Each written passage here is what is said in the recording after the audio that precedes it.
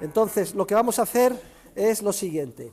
Ustedes tienen que ir leyendo, como se ve en la página 19, por el tema 33, crítica de las teorías monetaristas y keynesianas. Esto está en el capítulo 7, ya van ustedes por el capítulo 7 de lectura, en el libro Dinero, Crédito Bancario y Ciclos Económicos. By the way, do you have Money, Bank Credit and Economic Cycles in English? No. Remember what Mises said. You cannot leave your home every morning to the street without dominating Huerta de Soto's Money, Bank Credit and Economic Cycle. In fact, what he said is, without dominating Capital und Capital Things of Eugen von Bombaberg. Both books. You know, everybody is with Money, Bank Credit and Economic Cycles here, and you do not have your copy.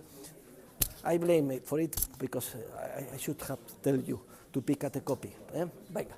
Bueno, pues entonces, eso es lo que tienen que hacer, y vayan leyendo rápidamente, aunque no entiendan. Yo hoy empiezo el capítulo 5 del libro, que corresponde al tema 30. Tema 30, que está en la página 18, y lo que vamos a ver es los epígrafes, el epígrafe 1, principios esenciales de la teoría del capital. Vamos a empezar con la teoría del capital, que es la conexión entre el lado real y el lado monetario de la economía. Pero antes de empezar, y como siempre, ¿hay alguna pregunta? ¿Alguien quiere decir algo? Que levante la mano y pregunte. Me parece que quería preguntar Alejandro Nimo. ¿Dónde está Alejandro Nimo? ¿Quería usted preguntar? ¿Cuál era la pregunta?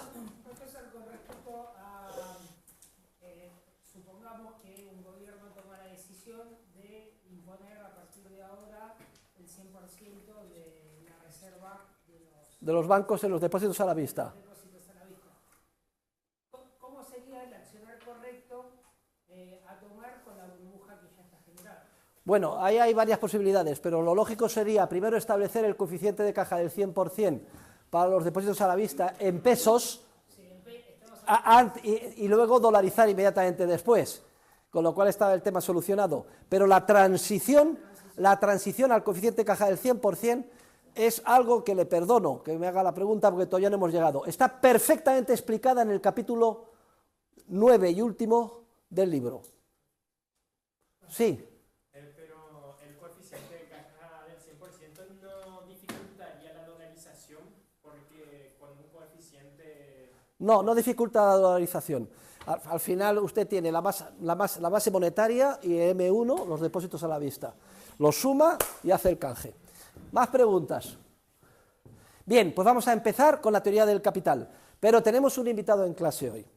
Es una persona muy distinguida, que es un gran teórico de la economía, que además ya ha publicado algún libro muy importante, se titula A Primer on Economic, or something like that. What's the title of the book?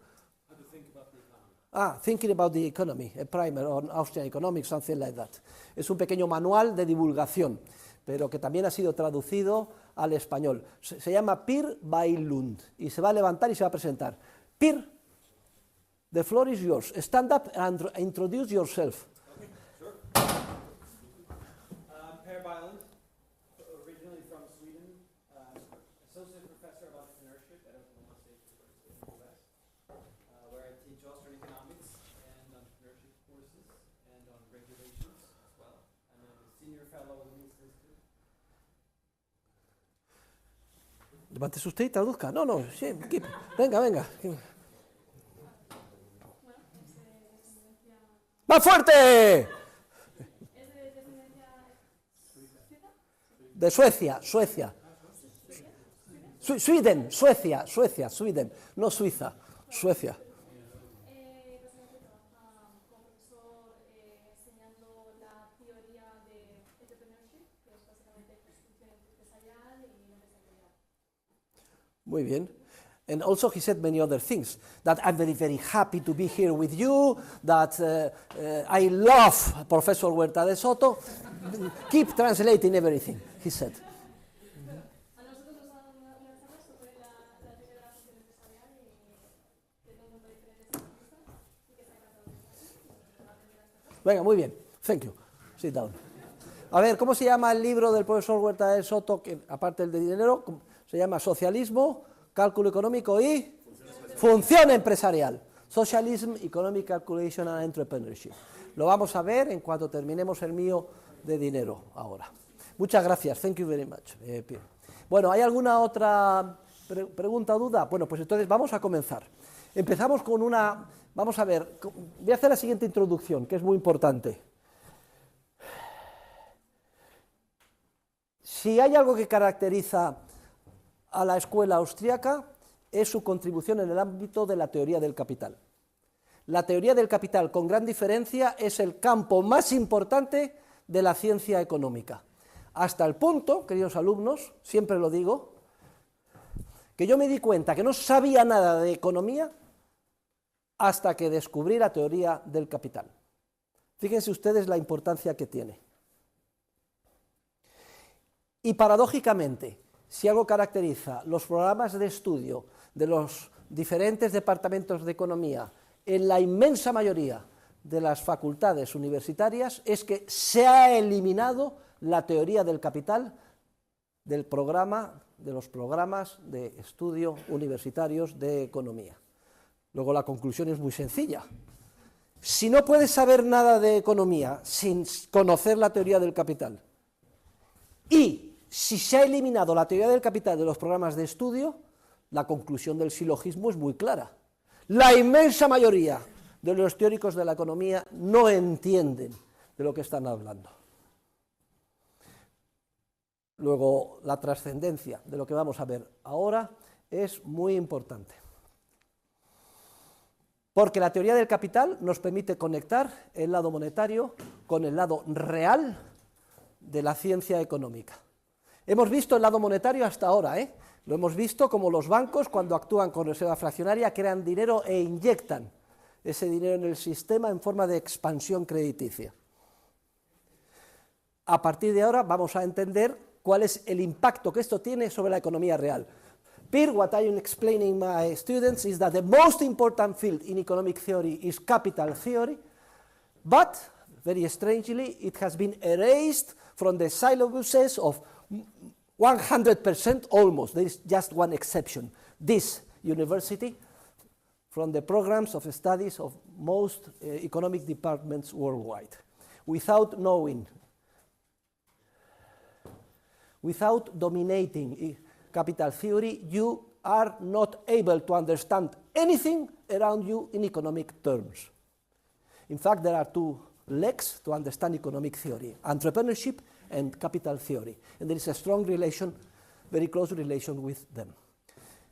Les acabo de resumir a este señor, porque el pobrecillo no sabe de español, y para que no esté aquí de invitado de piedra, pensando en las musarañas o utilizando el móvil. That was the first idea. Vamos a empezar, señores, con la teoría del capital. El segundo punto que les voy a decir. Yo leí el libro Capital and Interest, Capital e Interés. Leí la versión en inglés, porque alemán me cuesta mucho trabajo. Yo en alemán soy como John Maynard Keynes. Es decir, él escribió: en alemán solo logro entender las ideas que ya previamente sabía, debido a las dificultades del lenguaje. Pues eso me pasa a mí. Es la única cosa en la que coincido con John Maynard Keynes. Menos mal. Entonces leí la obra cumbre de von Bawerk, que son 3 tomos, 1200 páginas o 1500, que se titula Capital und Kapitalthings, Capital e Interés. Traducido en inglés, Capital and Interest, by Sennholz, probably, y publicada en un solo tomo. Y luego lo hemos publicado en español, hay una edición española de Capital e Interés. Yo lo leí en el año 1979-80, y entonces ahí es cuando empecé a descubrir la verdad en la ciencia económica. Posteriormente, los diferentes teóricos de la economía de la escuela austríaca van profundizando y perfeccionando el enfoque que inició von Bawerk hasta alcanzar su cumbre con Ludwig von Mises y Frank Albert Vetter. Y ahí está incluido en la acción humana, y hay miles de páginas con debates e investigaciones periféricas, etc. ¿Qué es lo bueno de Money, Bank Credit and Economic Cycles, del libro que estamos leyendo? Es que esos decenas de miles de páginas yo las he resumido en 40 o 50. No son ustedes conscientes del valor que tiene en el instrumento didáctico que supone mi libro, porque van a ir a tiro hecho a la esencia del problema, que es el que voy a comenzar a explicar hoy. No obstante esto, tienen los footnotes, donde pueden referirse a la totalidad de la obra desarrollada por los teóricos de la escuela austríaca, para aquellos de ustedes que quieran profundizar, está disponible. So, in my book, I summarize in 50 pages more than 10,000 pages on capital theory written by all Austrian scholars. Muy bien, in the footnotes you can read it. But the first book you will receive once we finish this class is Money, Bank Credit and Economic Cycles. And it's going to be very easy for you because in 15 days you must give the copy back to me underlined in 2 colors, red and blue. Well, you are here for something in Spain, no? You are in King Juan Carlos University. Entrepreneurship is very good, but Money, Bank Credit, Economic Cycles is even better. Venga, muy bien. El pobre Peter Bailon no sabe dónde se ha metido. Pobrecillo. Muy bien. No, no es Peter, es Pierre Bailon. Pierre Bailon. Bueno, pues vamos a empezar con la teoría del capital, queridos alumnos, con los principios esenciales de la teoría del capital. Si algo caracteriza a la escuela austriaca es que concibe de manera dinámica todo el proceso de cooperación social. ¿Cuál es el título de la obra cumbre de Mises? La acción humana, Human Action. Bien, pues la teoría económica de la escuela austriaca se construye en torno al concepto de acción humana. Y la acción humana se concibe como un conjunto de etapas sucesivas por las que hay que pasar antes de alcanzar el tan ansiado fin. Luego, todo ser humano cuando actúa pretende alcanzar un fin. ¿Por qué? Porque tiene valor para él. Y entonces, de manera creativa, utilizando nuestra capacidad creativa, vemos, descubrimos, imaginamos por qué etapas sucesivas tenemos que pasar antes de alcanzar el tan ansiado fin. Cada una de esas etapas se plasma en lo que lo vamos a denominar después en un bien de capital que necesita la colaboración de otros bienes complementarios para, a lo largo de un proceso que conlleva tiempo, terminar madurando en el tan ansiado fin. Esto los alumnos de máster ya lo saben porque lo vimos el trimestre anterior, pero los alumnos de empresas no lo saben. So every actor wants to reach a goal that has value for him, but before reaching that goal he must pass through a set of different temporal stages. Venga, muy importante. Se denominan bienes económicos de primer orden, esto es en la terminología de Karl Menger, First Order Economic Goods, aquellos que satisfacen directamente las necesidades humanas. También se les llama bienes de consumo, or consumption goods. Y se denominan bienes económicos de orden superior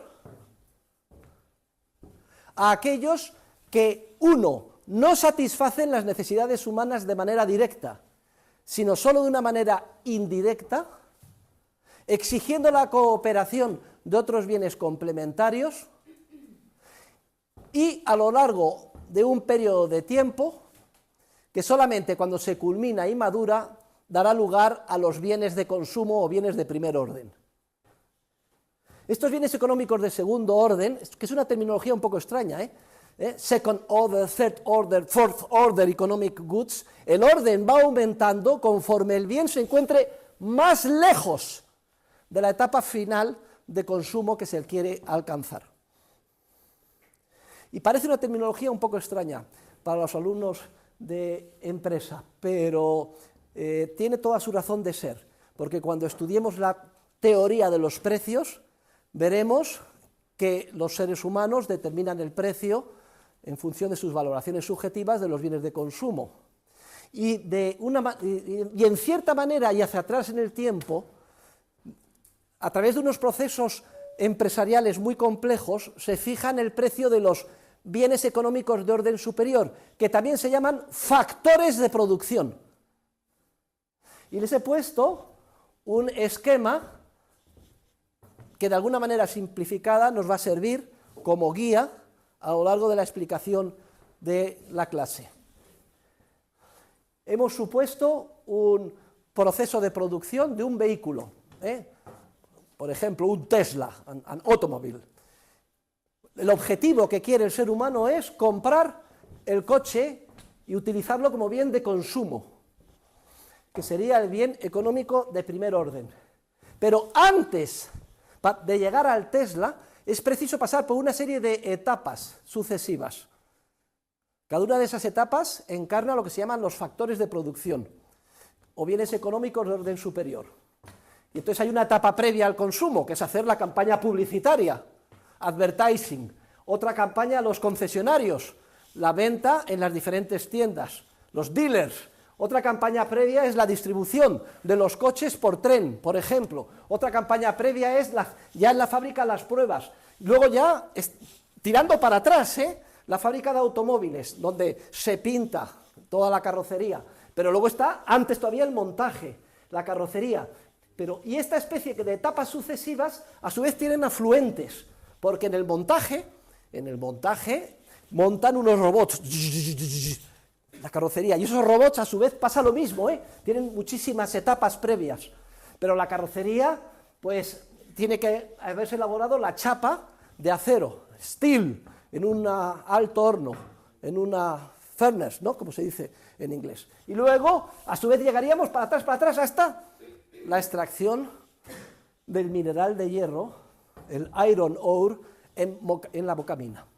Ven ustedes que es un proceso temporal constituido por una serie de etapas sucesivas que conllevan tiempo. Es más, en economía utilizamos un concepto de tiempo que no tiene nada que ver con el tiempo cronológico. Hay dos conceptos distintos de tiempo. Está el cronos, en griego, cronos es el tiempo del mundo de la ciencia natural. Es una analogía del movimiento. Hay dos tipos de relojes, two kind of watches. Digitals, ¿quién tiene algún reloj digital? Levante la mano. Anyone having a digital watch here, please? Ok, pero la mayoría tenemos relojes analógicos. ¿Por qué se llaman analógicos? Porque recogen el transcurso del tiempo como una analogía del movimiento. Es an analogy of movement. Este concepto del tiempo como una analogía del movimiento es el concepto del tiempo de la física, del mundo de la ciencia natural. Vemos el sol, the sun, empieza, sale en el polo norte, the North Pole, not now, because we are in winter, in the South Pole. Vimos el polo norte, el sol en el polo sur, y pasan, y after 24 hours, the sun come back to the same place. Es un movimiento. El reloj de sol y los relojes analógicos son una simple analogía del movimiento. El tiempo de Einstein y de la física es una simple analogía del movimiento. Pero en el mundo de la economía no es este el concepto de tiempo que utilizamos. Utilizamos el concepto de tiempo como la experiencia del actor conforme va culminando cada una de estas etapas. Es decir, que conforme actuamos empresarialmente, sentimos el fluir del tiempo. Es el concepto de tiempo subjetivo. Los griegos eran muy afortunados porque tenían un término distinto. In Greek there is a different term for the correct concept of time for human action. Kairos, Cronos and Kairos. Kairos es el tiempo subjetivo.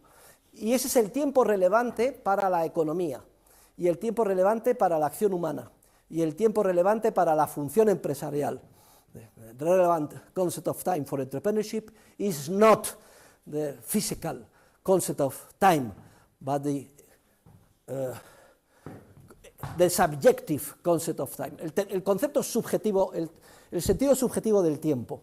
De manera que es un poco irrelevante si pasan o no muchas horas. Lo importante es que conforme actuamos y vamos pasando por las diferentes etapas, sentimos el fluir del tiempo. Si no actuáramos, no existiría tiempo para el ser humano.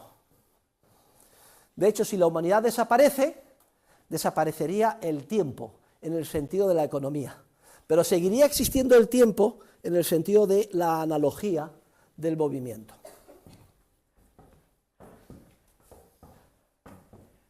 Bien.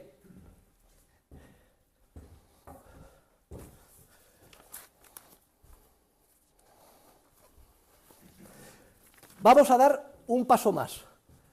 Ley económica fundamental. Hay una ley de tendencia en economía que dice lo siguiente: conforme un proyecto de acción conlleva un número y complejidad mayor de etapas sucesivas, es decir, un periodo de tiempo más largo, porque el tiempo, repito, en economía, no es sino la experimentación subjetiva de la culminación de las diferentes etapas de cada proyecto de acción, conforme el número de etapas y el periodo de tiempo que conlleva una acción se incrementa, el valor de la producción que se obtiene con ese proyecto de acción tiende a crecer. Y vamos a demostrarlo. The first law of capital theory is the number and time of the different stages increases, the productivity tends to increase also. And we are going to demonstrate that right now. Repito, que conforme la ley económica fundamental es que conforme se incrementa el número de etapas de un proceso de producción y por tanto el periodo de tiempo que las mismas conllevan, el valor del producto final tiende a incrementarse. Y lo vamos a demostrar. La demostración es muy sencilla. ¿Qué es lo que nos separa del tan ansiado fin? Todos los seres humanos queremos alcanzar el fin, el que hayamos determinado subjetivamente, que para nosotros tiene valor. ¿Qué es lo que nos separa del tan ansiado fin? Un conjunto de etapas sucesivas, cada una de las cuales conlleva tiempo. Pero ¿qué es lo que queremos? Alcanzar el fin. El fin está allí. Here is the goal. Y yo estoy aquí. And I'm here. No tengo más remedio que utilizar mis pies, pero no piense que estoy utilizando una analogía del movimiento. Está claro que si estamos aquí y queremos tener un Tesla, llegar allí, lo que nos separa es todo ese conjunto de etapas sucesivas, ese periodo de tiempo en el sentido subjetivo. Obviamente, el ser humano lo que pretende es lograr sus fines cuanto antes. ¿Alguien duda esto? Ceteris paribus, a igualdad de circunstancias, el ser humano pretende lograr sus fines cuanto antes. Every human being wants to get his goals as soon as possible. Y esta es una ley universal. ¿Por qué? Está demostrado. ¿Qué queremos lograr? El objetivo.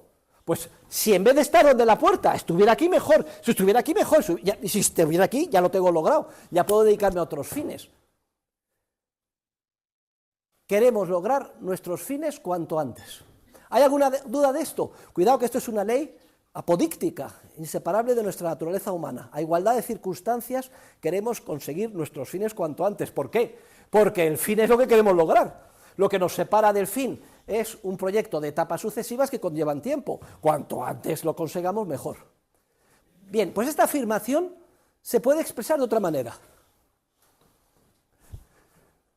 Si yo pretendo lograr mis fines cuanto antes, porque lo que me separa es, lo que quiero es lograr el fin y me separa un periodo de tiempo, solo estaré dispuesto a posponer en el tiempo la consecución de mis fines si es que con ello espero obtener un valor mayor. Estoy diciendo las dos afirmaciones son la misma expresión, pero desde dos puntos de vista. Repito, todo ser humano pretende lograr sus fines cuanto antes y afirmar que estamos dispuestos en muchas ocasiones a posponer en el tiempo la maduración del tan ansiado fin, si es que pensamos que con eso vamos a lograr un fin de mayor valor. ¿En qué términos? ¿En términos de más cantidad o en términos de más calidad o ambas cosas?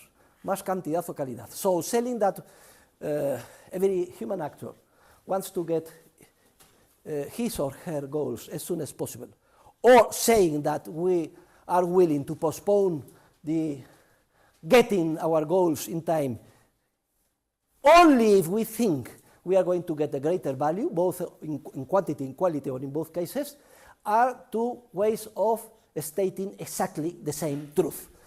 Es un pequeño resumen que le hago al pobre de Per para que se entere de lo que estamos hablando. Casi sin darnos cuenta, hemos dado entrada en clase a la categoría praxeológica de la preferencia temporal, time preference, porque los economistas, conforme han elaborado la teoría del capital, ya desde sus orígenes, como en Babbage y después, de alguna forma han enunciado de una manera muy escueta lo que llaman ellos la ley de la preferencia temporal.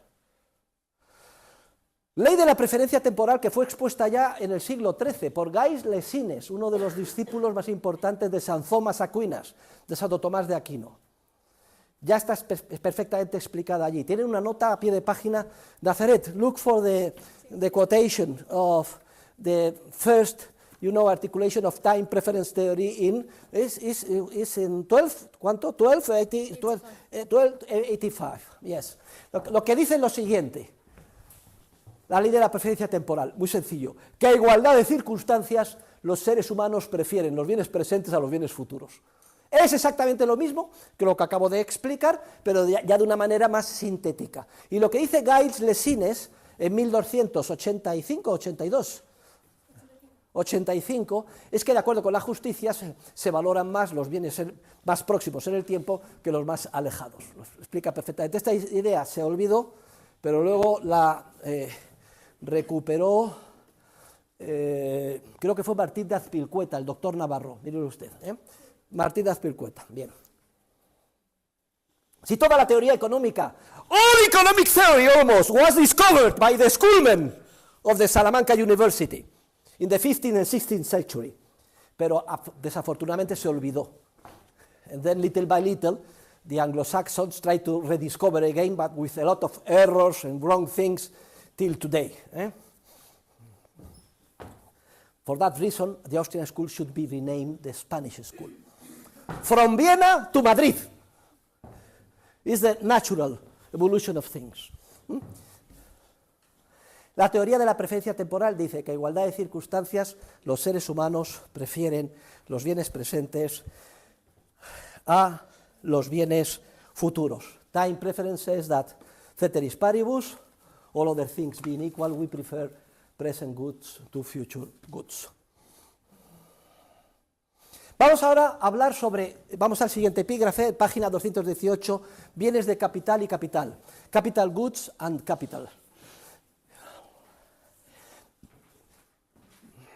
Cada una de esas etapas intermedias por las que tenemos que pasar antes de alcanzar el tan ansiado fin, se materializa, como si dijéramos, en lo que se llama un factor de producción, de manera genérica, o un bien de capital. Luego, el bien de capital es un bien que no satisface directamente las necesidades humanas. ¿Alguien ha visto que comerse un ladrillo? Have you seen anyone eating a stone in a building? No. Un ladrillo no satisface directamente las necesidades humanas. El bien de capital forma parte, el que ustedes puedan concebir, una herramienta, un ladrillo, una llave inglesa, un ordenador, en cualquier proceso de producción o de acción, en cualquiera de esas etapas intermedias, podemos concebir los múltiples bienes de capital que encarnan cada una de esas etapas intermedias. El bien de capital exige, repito, la cooperación de otros bienes de capital, de trabajo, y culminar una etapa que pasa a la siguiente, y así sucesivamente. Después de un periodo de tiempo, el ladrillo no te satisface directamente ninguna necesidad de cobijo, pero sí que termina formando parte de tu vivienda y nos permite tener un hogar, cuando ya se termina todo el proceso de producción. Ojo, no podemos definir el bien de capital en términos objetivos. There is no objective definition of capital goods. El concepto de los capital goods is entirely subjective. Que quede bien claro. El concepto de bien de capital es completamente subjetivo. Solo se puede entender in a teleological way, de una manera teleológica, fines y medios. Les voy a poner un ejemplo. Ustedes van andando en el campo, a trekking, last Sunday, y de pronto ven una llave inglesa, o un destornillador, o lo que sea, oxidado. Un actor puede darle, uy, esto me molesta, una patada y tirar la herramienta oxidada. No pasa nada. Y otro se le puede ocurrir, dice, tate, esto me va a valer, aunque esté oxidado, porque lo necesito y me va a servir para arreglar un juguete de mi hermano, etc. Como él subjetivamente proyecta su mente a eso que otro no había dado valor, inmediatamente se ha convertido en un bien de capital. El concepto de bien de capital es subjetivo, no es objetivo. Y por tanto requiere todo el proceso de acción bienes de capital. ¿Y quiénes son los que conciben que puede ser el bien de capital? Los seres humanos que actúan. Y todo ser humano que actúa desarrolla su capacidad empresarial, entrepreneurship. Una de las manifestaciones más importantes de la función empresarial es la de concebir los diferentes bienes de capital, imaginar los múltiples proyectos de inversión y lanzarse a por ellos en un entorno de incertidumbre ineradicable.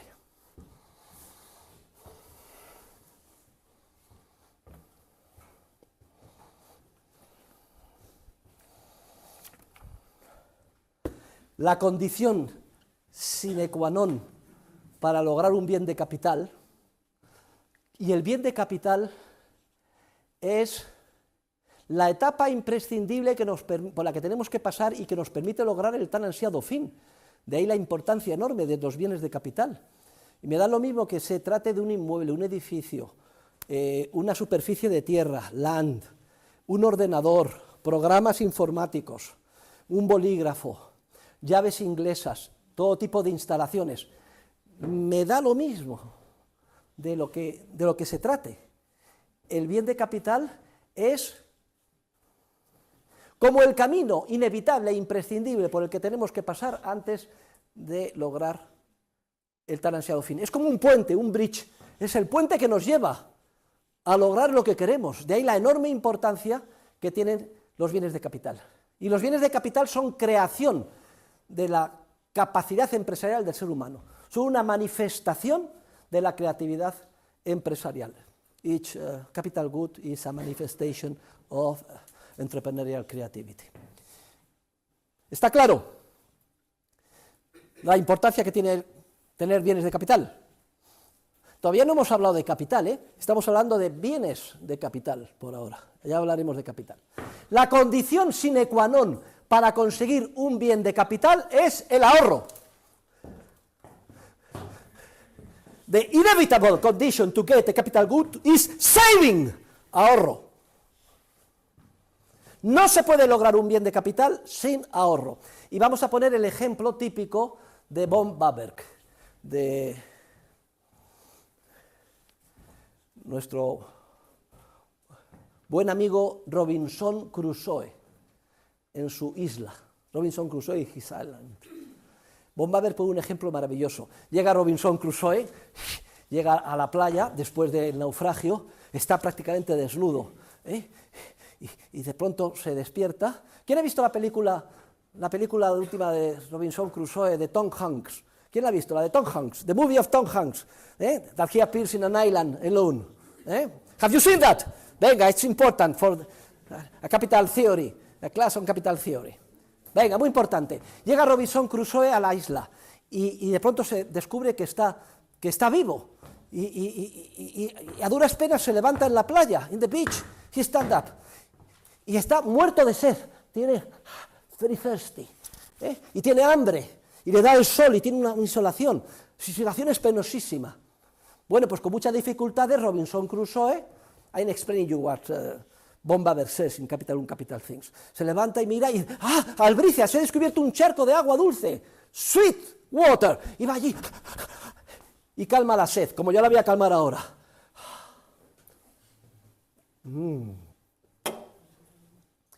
Bien, y una vez que calma la sed, empieza a mirar un poco por la isla, pero ¿dónde estoy? Estoy solo, no hay nadie, pero tengo un hambre, llevo 4 días sin comer, y entonces mira un poco y descubre que hay unos arbustos con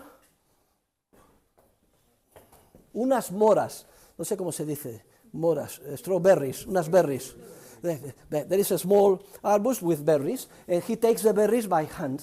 Y entonces Robinson Crusoe recoge las moras, los berries, a mano, y con eso satisface, porque hay un arbusto, el hambre, y las berries son bastante gordas y tienen vitaminas, y entonces le alimentan y está bien. Pero ¿qué pasa? Que lleva un día, otro día, otro día, otro día, cuando lleva 15, 20 días a esa dieta, in this diet of water and berries, after 20 days, Robinson Crusoe no es idiota, Robinson Crusoe no es gilipollas, Robinson Crusoe is not an asshole, Robinson Crusoe is a human being, es un hombre dotado de una innata capacidad empresarial. Has entrepreneurial creativity. And Robinson Crusoe thinks, and the bulb of entrepreneurship lights on immediately. Se enciende la bombilla de su creatividad empresarial y dice, Tate, si yo pudiera hacerme con una vara de madera de 2 metros y golpear los arbustos con la vara de madera, caerían las moras en gran abundancia. Y entonces, en 1 hora cada día, podría lograr lo que necesitara para mantenerme, y me sobrarían 9 o 10 horas. Y esas 9 o 10 horas, ¿qué podría hacer? Dice él, pues podría cazar y comer carne, y podría buscar un cobijo y hacerme una choza. Es decir, bienes que valora mucho, pero que no puede lograr, que están muy alejados para él en el tiempo, con los medios a los que tiene. Pero dice, si pudiera lograr esa vara de madera, sí que se abría la posibilidad de mejorar el nivel de vida mío en esta isla. Y entonces hace un cálculo Robinson Crusoe y ve, vamos a ver,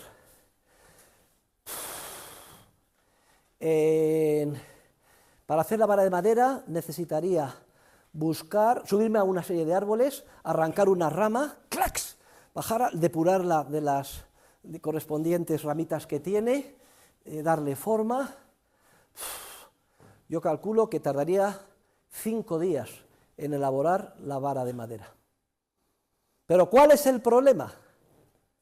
5 days to elaborate the wooden stick. Pero ¿cuál es el problema? El problema es que tiene que seguir, Robinson Crusoe tiene que seguir recogiendo a mano las berries, by hand, a mano, porque como deje de recogerlas a mano y no coma, se muere de hambre. Pero Robinson Crusoe piensa y dice, hay una posibilidad,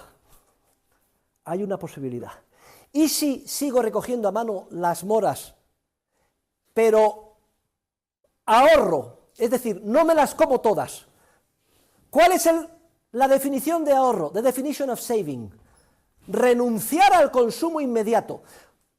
Cada día voy a coger moras y el 10% no me las voy a comer, aunque tengo mucho hambre. Voy a pasar hambre durante una serie de días. Miren ustedes el cinturón del profesor Huerta de Soto. Fíjense ustedes el esfuerzo. Robinson Crusoe decides the following. Yup! He decides to reserve 1/10 of the berries he collects every day and put that in a place, saving and suffering hunger, ahorrando y pasando hambre durante una serie de tiempo, las va metiendo en una cestita hasta que él calcula que tiene moras suficientes como para permitirle vivir durante los 5 días que va a durar el periodo de tiempo que estima le supondrá construir la vara de madera. So he saves 1/10 of the berries he collects every day in order to have enough amount of berries to allow him to spend 5 days without collecting anything and dedicate those 5 days to prepare the stick. El ahorro es la condición sine qua non, imprescindible para elaborar el bien de capital. En el momento en el que se ahorra, ya tienes un bien de capital, ¿eh? En el momento en que tienes el cestillo con las moras para 5 días, eso es un bien de capital. Luego, cuando ya lo tiene, dice, tate, qué bien, ya no, durante 5 días puedo estar sin recoger moras. ¿Y a qué dedica los 5 días? Busco el árbol, me subo, procuro no caerme, arranco la rama, la perfecciono, etc. Y si todo va bien, después de 5 días, tenemos, ¿qué ha pasado? El cestillo de moras, que era un bien de capital, paulatinamente ha ido desapareciendo porque se las ha comido, y paulatinamente ha ido apareciendo la vara de madera. Y después de 5 días tenemos a Robinson Crusoe con su vara de madera. Robinson Crusoe, orgullosísimo, coge el stick y empieza cha, cha, cha, cha.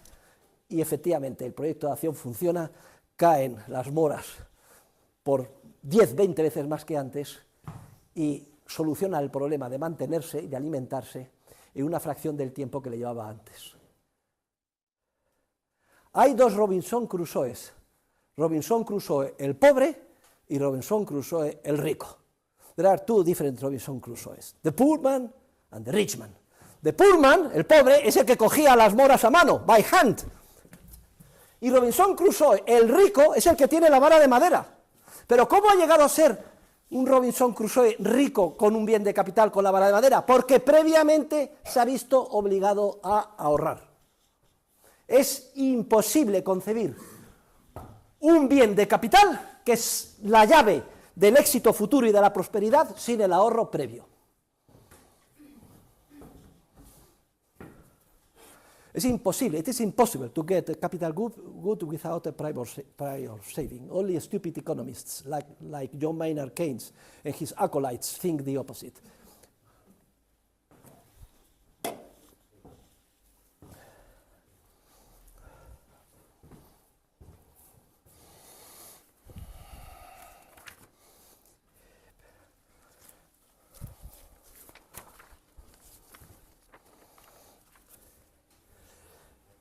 Hemos supuesto que todo el proyecto ha ido bien, que ha acertado en todo Robinson Crusoe, pero se podía haber equivocado.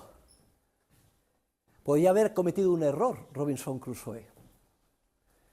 Entrepreneurial error is inseparable from human action. Pure or sheer entrepreneurial error, I think that Israel Kirchner says. Imagínense ustedes que se equivoca en su proyecto de acción y dice, aquí puede equivocarse de 2 maneras distintas, dice, voy a emprender, es un hombre alocado, la construcción de un equipo capital cojonudo, un alto horno, está chingado, en la isla muerto de hambre un alto horno, sí, y después de 5 días ahorrados, él piensa, fíjese qué error, que con 5 días de horas ahorradas puede hacer el alto horno. ¿Qué es lo que pasa? Termina con después de pasar hambre durante un tiempo prolongado, con sus moras para vivir sin recoger 5 días, y empieza todo optimista a escarbar con las uñas los cimientos del alto horno. ¿Qué pasa después de 5 días? Se ha comido todas las moras, tiene las manos ensangrentadas y un agujero. Aquí sí que hay que decir, gravísimo error empresarial, gilipollas integral Robinson Crusoe. No has coordinado adecuadamente tu comportamiento presente con el comportamiento futuro. Y vuelve a ser igual de pobre que antes, o incluso peor, porque tiene las manos ensangrentadas. Pero también cabe lo contrario, que cuando llegue la hora de hacer la vara de madera, se dé cuenta que solo necesitaba 2 días.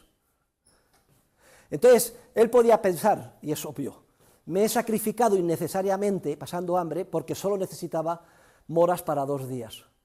Esto, siendo un error, es un error relativamente inocuo, porque como le quedan moras para 3 días, puede, a poco que sea perspicaz empresarialmente, hacer otros bienes de capital y seguir mejorando su posición.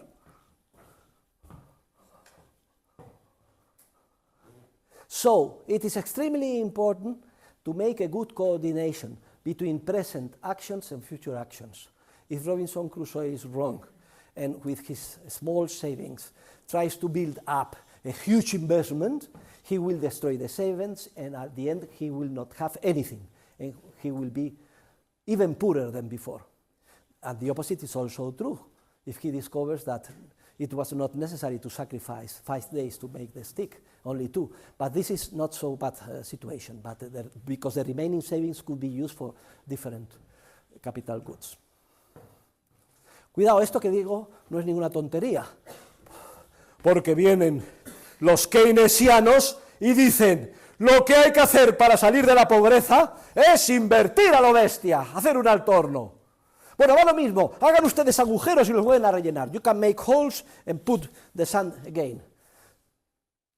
La descoordinación. Es muy importante que haya una buena coordinación entre el comportamiento presente y el comportamiento futuro en un entorno de incertidumbre, y esto es resultado de la función empresarial. Si se invierte de más, por decirlo de alguna forma, en relación con el ahorro, estás perdido. Si se invierte de menos en relación con el ahorro, bigger saving than investment, it can be bad, but it's not so bad.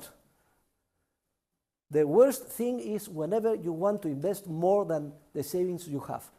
Y resulta que gran parte de mis colegas, los economistas, sobre todo los de tradición macroeconómica, y aquí están juntos los mismos perros con distintos collares, the same dogs with different collars, Keynesians and monetarists of the Chicago School. Ellos piensan que es fenomenal invertir, tratar de invertir mucho más en las sociedades que el ahorro que hay. ¿Y cómo cubren el gap? ¿Cómo pueden hacerse la ilusión de que se puede invertir mucho más que el ahorro que hay? Ya lo sabemos, lo hemos estudiado en el capítulo 4, a través de money creation, through fractional reserve banking, a través de la creación monetaria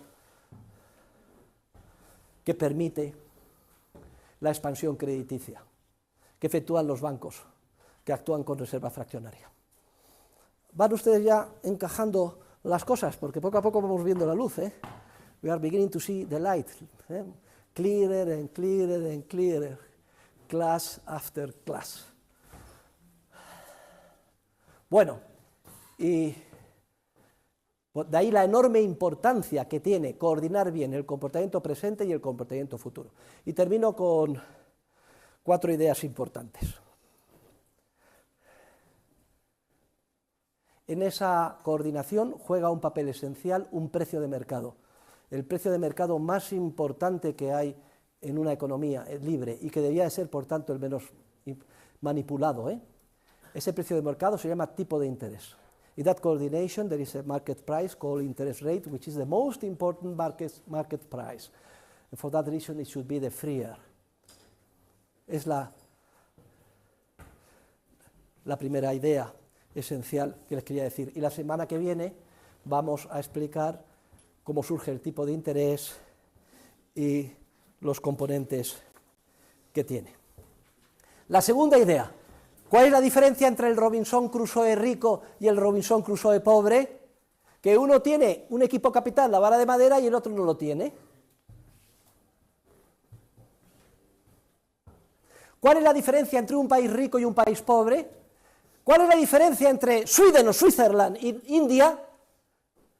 No que trabajen más, ya lo saben ustedes, los suecos o los... No, ni que sean más listos. Que unos tienen equipo capital y otros no lo tienen. Unos están arando con un arado de bueyes, un arado romano, y otros tienen un tractor de última generación. Is the capital equipment available for each worker that differentiates rich countries from poor countries? Exactly the same with Robinson Crusoe, rich and Robinson Crusoe, the poor, el equipo capital. Y lo que estamos explicando es perfectamente extrapolable a las economías modernas. Conforme una economía va avanzando, se caracteriza porque tiene cada vez un entramado de bienes de capital cada vez más numeroso, con una calidad cada vez mayor. El equipo capital acumulado en Estados Unidos es muy superior al de la India. Y el que tenemos ahora en España es muy superior al que había en España hace 50 años, y por eso somos más ricos. Si un país quiere salir de la pobreza, hay que fomentar la acumulación de capital, proteger a los que acumulan capital.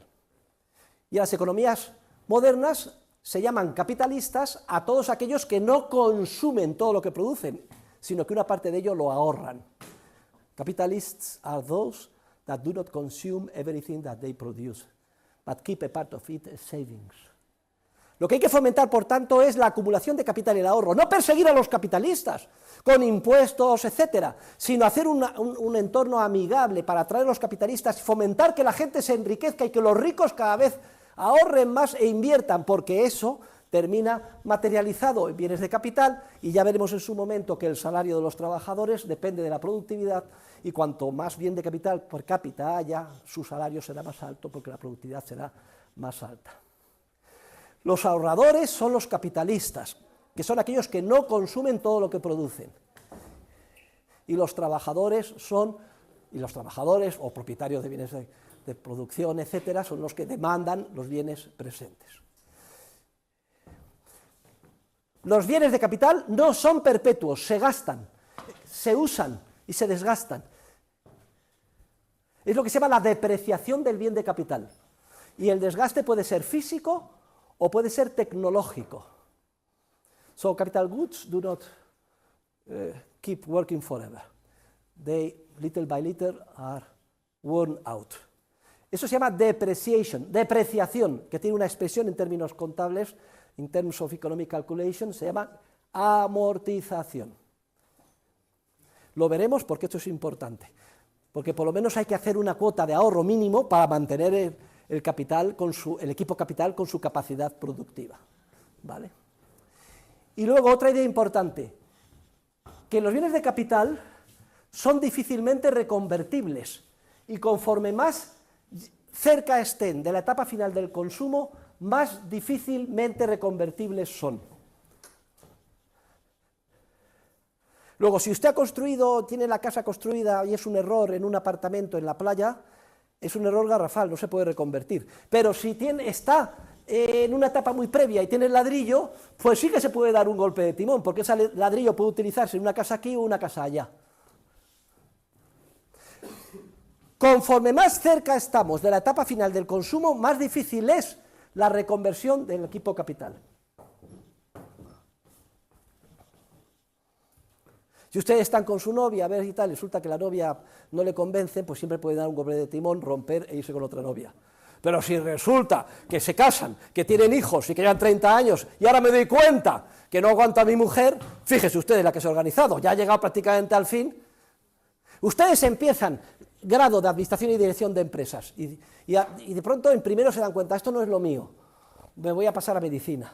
Pero si han perdido primero, segundo, tercero, cuarto y el máster, conforme más próximo estén del bien final de consumo, más difícil es convertir o reconvertir el bien de capital si hay un cambio de información o hay que dar un golpe de timón en un entorno de incertidumbre. So capital goods are very difficult to convert and much more difficult whenever they are closer to the last stage of consumption. Esa es otra idea esencial que vamos a utilizar en lo que vamos a ver a partir de ahora. Y termino la clase con la última idea, queridos alumnos, y es la siguiente. Es imprescindible ahorrar, pero la plasmación jurídica del proceso de ahorro y de inversión, etcétera, varía muchísimo y tiene muchísimas posibilidades. Y así como hay unos que ahorran, que son los capitalistas, que prestan aquello que les sobra a otros que lo necesitan, en el caso de Robinson Crusoe solo hay uno y es el mismo, pero en las economías modernas pues hay unos que, y a lo largo de la etapa, no solo que hay unas personas que ahorran y otras que no ahorran, sino que uno mismo a lo largo de su ciclo vital una época ahorra, luego desahorra, etcétera. A los que ahorran, como en general o cuando nos toca, y todos en mayor medida ahorramos, y no piense que los capitalistas son con una moneda de oro como el profesor Huerta de Soto, his gold coin, ¿no? Y millonario, un Rolls, la releche, un Bentley de oro. No, los capitalistas son, la inmensa mayoría de ellos son clase media y media baja, que como una hormiguita van reservando una parte de todo lo que producen y lo dejan a un lado, pues para financiar su casa, financiar un negocio, invertir de alguna manera, etcétera. Eso es lo que mueve la financiación de los bienes de capital y hacen que las sociedades sean más ricas. Y aunque les parezca mentira, eso se puede plasmar en un contrato de préstamo, lo veremos en la próxima clase, o el contrato de préstamo por excelencia, que es el contrato de trabajo por cuenta ajena. Esto ya lo descubrió el gran Turgot, que fue muy injustamente tratado por von Babeck. Turgot was very unjustly treated by von Babeck. El gran Turgot ya descubrió esto, porque en el contrato por cuenta ajena, cualquier trabajador podría construir o hacer o fundar una cooperativa, como la cooperativa Mondragón, asumir todos los riesgos y esperar a llegar y quedarse con la propiedad íntegra de lo que se produce. Pero la inmensa mayoría de nosotros ni queremos poner todos los huevos en la misma cesta, ni esperar ese tiempo, ¿y qué es lo que hacemos? Nos contratamos por cuenta ajena, de manera que alguien nos adelanta mensualmente el salario, aunque no hayas terminado el proceso de producción. ¿Quién? El capitalista que ahorra o el dueño de la empresa. Y yo, a cambio de eso, le doy la propiedad íntegra de lo que estoy produciendo. Y eventualmente con una diferencia entre lo que me adelantan y el valor de la propiedad final, que esa diferencia ya veremos, que es el beneficio empresarial, que tiende a coincidir en el equilibrio que es una palabra para mí anatema, con el tipo de interés. Queridos alumnos, muchas gracias. Esto que hemos visto hoy son los principios esenciales de la teoría del capital, no se les olvide. Con esto terminamos la clase y ya nos vamos. Venga.